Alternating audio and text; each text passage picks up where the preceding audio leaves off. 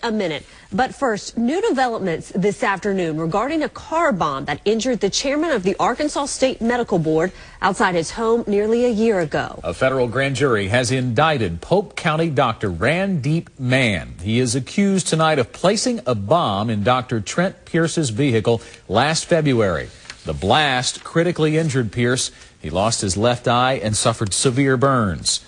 Channel 7's Roger Suzanne is live outside the federal courthouse tonight with the latest on the indictment. Roger. Scott, U.S. Attorney Jane Duke just finished briefing the media on this new indictment. Dr. Mann faces 3 additional charges as a result of today's proceedings. One for allegedly conspiring and using a weapon of mass destruction against another person, a second for the destruction caused by the bombing itself, and a third for allegedly possessing chloroform while in jail. He's currently locked up in the Pulaski County Prison. He could spend the rest of his life in jail if he's convicted of all the charges against him. The grand jury alleges Dr. Mann tried to bomb Dr. Pierce's Lexus in February of 2009. The state medical board had suspended Dr. Mann's prescription drug privileges after investigators found illegal grenades and firearms on Mann's property.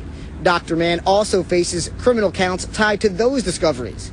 The grand jury also charges that Dr. Mann planned and executed the bombing with the help of others, although the identities of those suspects is unknown. U.S. Attorney Jane Duke says Dr. Mann's motive was retaliation. He was an individual who was very dissatisfied with the state medical board's decisions with respect to his professional status, and he was also someone who had a lot of firearms and other ordinances such as are alleged in this case. Now, we have been in contact with Dr. Pierce's attorney. That attorney says that Dr. Pierce has no comment at this hour other than to thank law enforcement for their efforts in this case. Reporting live in Little Rock, Roger Suzanne, Channel 7 News. Roger, we know Mann's wife, Sangeeta, was also accused of obstruction of justice last year. What's the latest concerning her case?